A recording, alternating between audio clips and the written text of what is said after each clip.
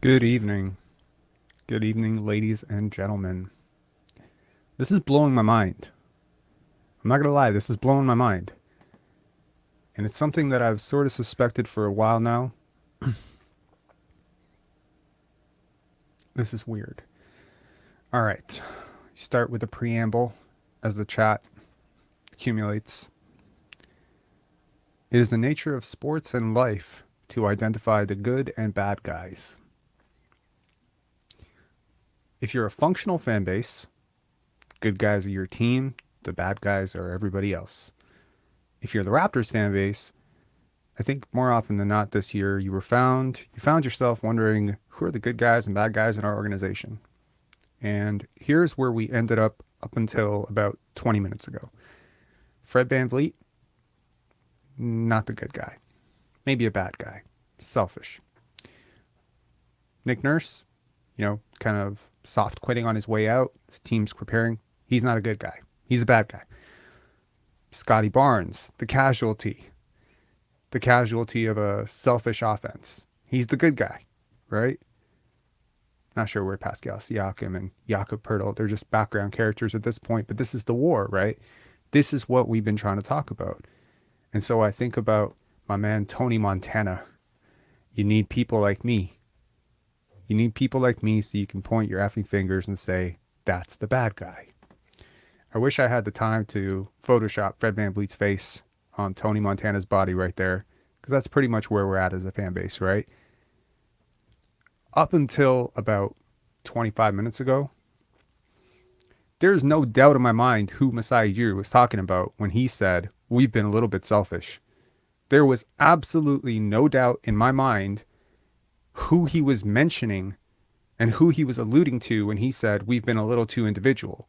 Could it be that trigger-happy point guard who chucks up constantly ill-advised shots, is betting on himself, has gone on record multiple times, staged a press tour when things were not going his way, went on the JJ Redick podcast, talked about how he wasn't having the ball enough, how Scotty has the ball too much. He's gone on record 100 times. You put a microphone in front of this guy's face, he will say something that alludes to the fact that he is selfish. So it's open and shut case, right? Like, this is very obvious who Masai Ujiri was talking about. But I have a friend in the Raptors front office-ish. Let's call him front office-ish. But someone who would know. And he has warned me multiple times this year, Rob, the Raptors really like Fred. Every time I talk about how much I do not like Fred, and I will openly talk about how much I don't like Fred VanVleet on this team to people who swear he's a really good player, because I want them to understand where I'm coming from too. I'm not just preaching to the choir. I'll preach to anybody. And he's always told me, Rob, they really like him. They really like him. Well, I thought, okay, that might have been 6 months ago when we had brunch, but there's no way they still like him after everything he did this year. There's no way they still like him. And after that comment by Masai Ujiri, I was convinced. I didn't need any further confirmation. I took it as gospel. I went on here. I'm like, boom, that right there. That's the Fred VanVleet comment. And I rode with it. I rode with it. I think you all rode with it. I think it's pretty much, it's canon at this point, right? We've all felt that he was addressing Fred VanVleet. Who else could he have been talking about? He's talking about Gary Trent Jr., OG Anunoby. OG Anunoby, selfish, really? The guy who often parked himself out, played defense, relegated himself to fifth option, took 7 shots when the offense wasn't coming. He's selfish? I don't think so. Gary Trent Jr., who went to the bench and he was like this super nice dude about it, and he was super classy, and he didn't make a fuss about it. He even played pretty well. Scotty Barnes, he's selfish. Pascal Siakam, I don't think Pascal Siakam's selfish. Who's he talking about? Thaddeus Young? Thaddeus Young not selfish. He didn't complain at all. Is Otto selfish? Like, who the hell are we talking about here? If we're not talking about Fred, who on this team can you genuinely call selfish?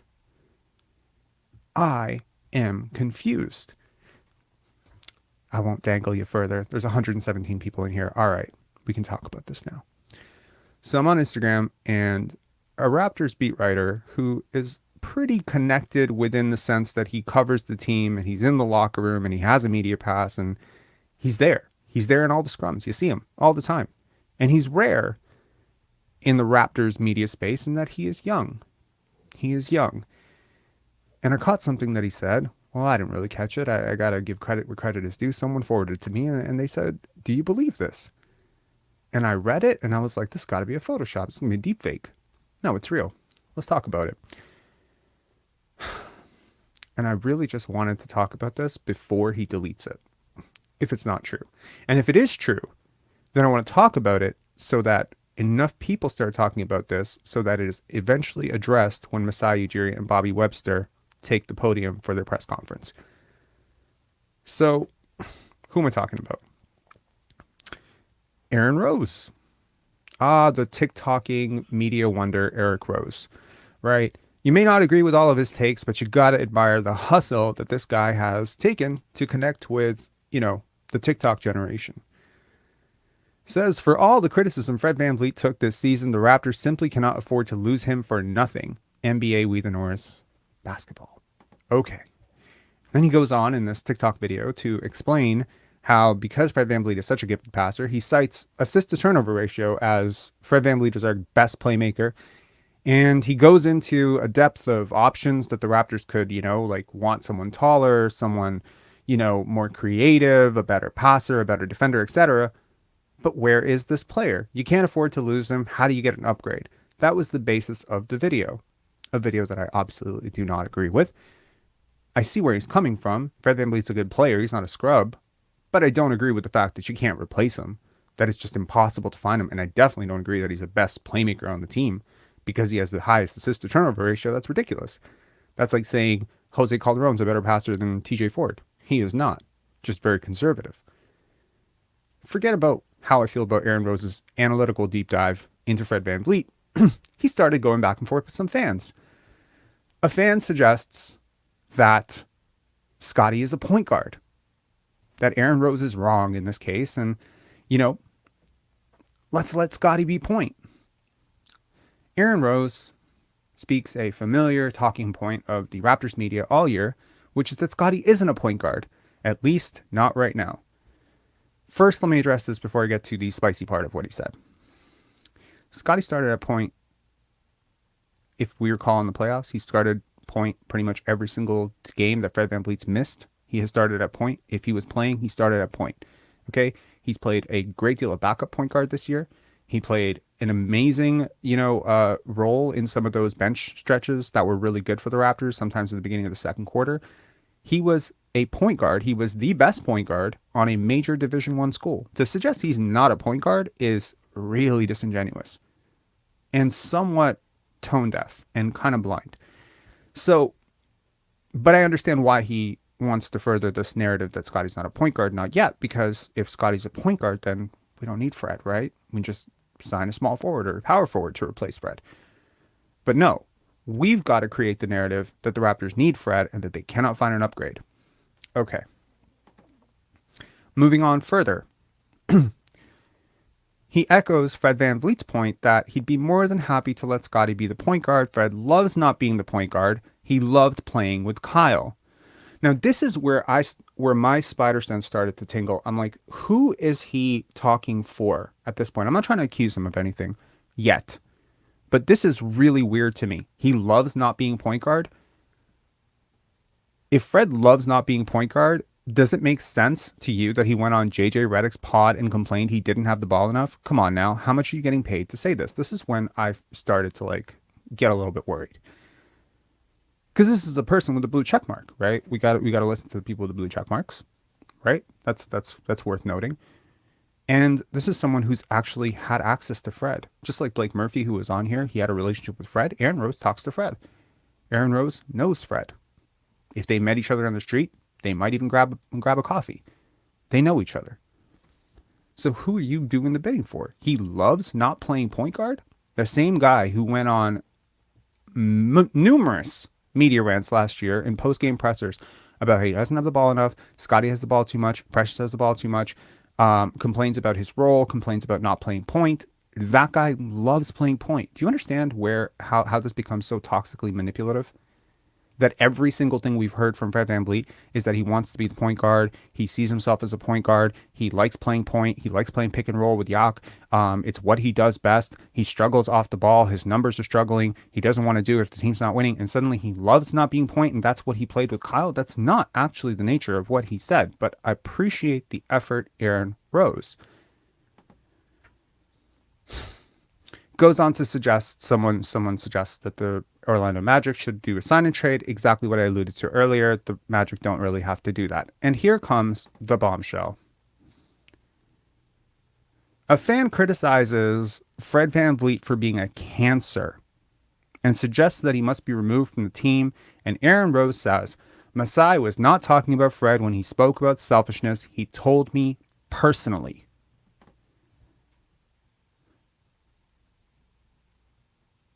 What? Okay.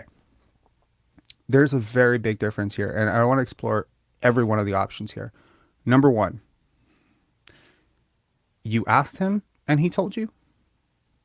That might be different because he has no reason to tell you the truth, and he could have meant Fred and maybe not wanted to tell you because you're a freaking writer. And if he told you, he'd have to trust you with that information of what he meant and who he meant.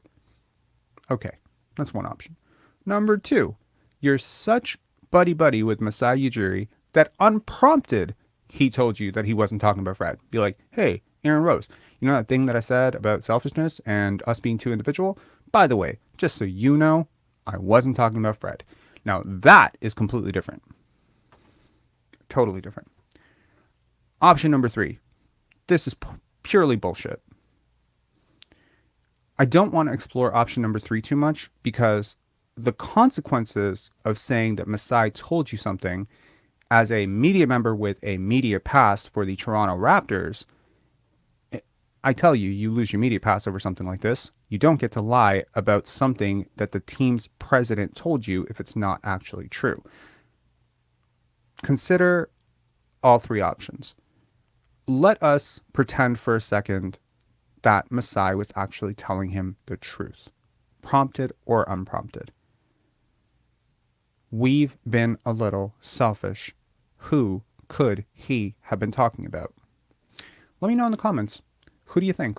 Let's figure it out. Let's do the witch hunt. Let's do the Salem witch hunt here. Who do you think he's talking about? That is a really fair point. Because what could you possibly, like, I mean, this is a very awkward position now for Masai Ujiri because, you know, it's obviously a bombshell, right? Now, Fred VanVleet addressed this. In his closing media day, he addressed it. He said, it caught us all off by guard. I'm almost quoting verbatim here. You can definitely go and watch it yourself, or you can watch our video breaking it down. He said, it caught us all off guard and it was dealt with. Okay? So this happens to be right around the time, just an FYI, when rumors came out about Masai needing to have a tough talk with Scotty Barnes. Hard truths? That was the word, right? Hard truths.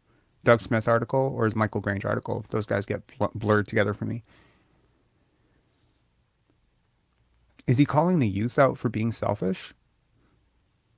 Look, there is a lot of respect, probably mutually, and admiration between Masai Ujiri and Fred VanVleet. There's a long tenured relationship here. There's a reason he has been catapulted. People often call him a self-appointed leader. He is not a self-appointed leader. He has been appointed by someone, and that someone who okayed that appointment is Masai Ujiri. How do I know this? I've actually heard Masai call him a leader, called him an excellent leader. Now, I am in a bit of a pickle here.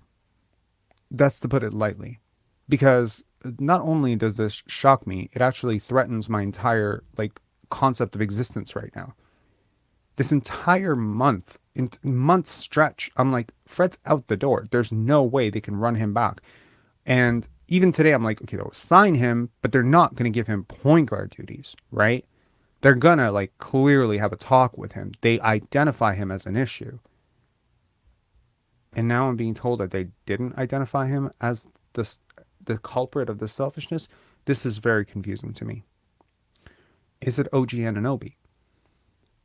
We've been a little individual, a little selfish. Could it be the guy who's been having grumblings about his role pretty much the entire offseason? Could it be Nick Nurse? Is it Nick Nurse? Is it Nick Nurse? I got to do it my way. My contract, it hasn't been renewed. I'm going to air it out in the media. Is it Nick Nurse? I'm not sure. I wish I could tell you definitively. I wanted to make this video because I need this question answered. Because enough guessing. I need to know. I need to know who the hell you're talking about. And of course, we could all wait. We could all wait to just see who they bring back, and maybe the person they don't bring back is the clue. But it's so weird that in all the years of covering the Raptors, all the years of watching this team, I have never been this conflicted or confused about what is actually going on behind the scenes. What I can tell you is that the body language this year was not great. What I can tell you is that the distancing on the bench between one group and another group was not great. What I can tell you is that my friend who works for this organization says that there are cliques within the locker room. What I can tell you is that people that I know that cover this team, who cover this team daily, who were in the locker rooms, said there was a weird vibe there. But it seems like no one's really willing to just come out and say, these two are the people that are at fault, or this one person is at fault. And so it has left a bit of a guessing game for us. And most of us have, probably with some sufficient amount of data and empirical evidence and just our eyes, concluded that it was Fred VanVleet. Like, how does it keep happening with him? Right? Like, it's like every single time. Oh, we got a little bit of heat on him. Boom. JJ Redick podcast. Oh, he's taking some heat from, Raptor fans last year in the playoffs because the team is playing better without him and they're finally winning in the playoffs and they're coming back and oh my God, are they going to come back 3-3? And suddenly JJ Redick's on national television saying Fred VanVleet's a great defender. You can't talk about him that way. And he's getting angry for him. Every single time something comes out about Fred VanVleet that is unfavorable, that swings this fan base against him, there's always somebody in the media, be it Michael Grange, be it Josh Bloomberg. It's very often Josh Bloomberg with a tweet or a favorable story, and it just keeps happening. And now it's Aaron Rose. And then if it's not Aaron Rose, it's CJ Miles.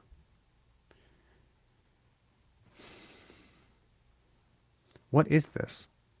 It's like, am I witnessing a presidential election?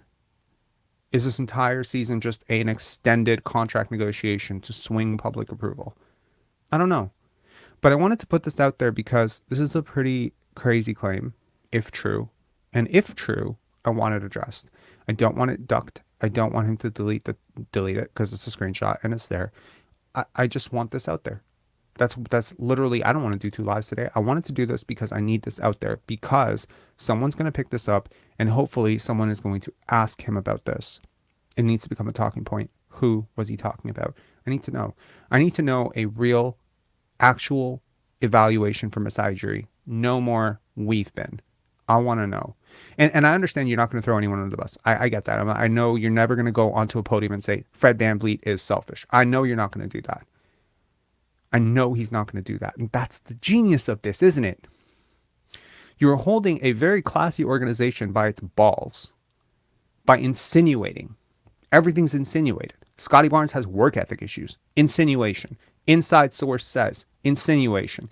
The Raptors have an issue with Scotty ducking out after an hour of workouts, but Scotty insists that he's working out with somebody else. Insinuations. Everything's an insinuation with these guys.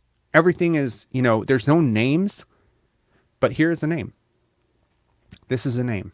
This is a person who is probably a millennial. Millennial? What's after millennial? Who has decided to put his name out there. Kudos to you, Aaron Rose. And said that Masai Ujiri told him that he wasn't talking about Fred VanVleet. I wonder if there was a follow-up question to that. Then who were you talking about? Or is it going to be a political speak? Is it going to be, no, I meant we as a team.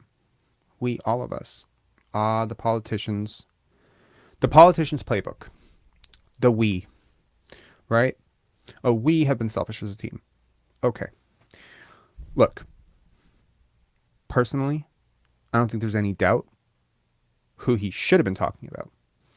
But if he hasn't been talking about him, and all of that stuff that my friend said about, oh, they really like Fred, they're never going to get rid of Fred, it's going to be a really tough hill, they're invested in Fred, he's their leader, he's their captain. If all that stuff that I was hearing 6 months ago is still true, then I don't know how I feel about Masai Ujiri right now. Yeah, for sure. All right, guys, have a great evening. Peace.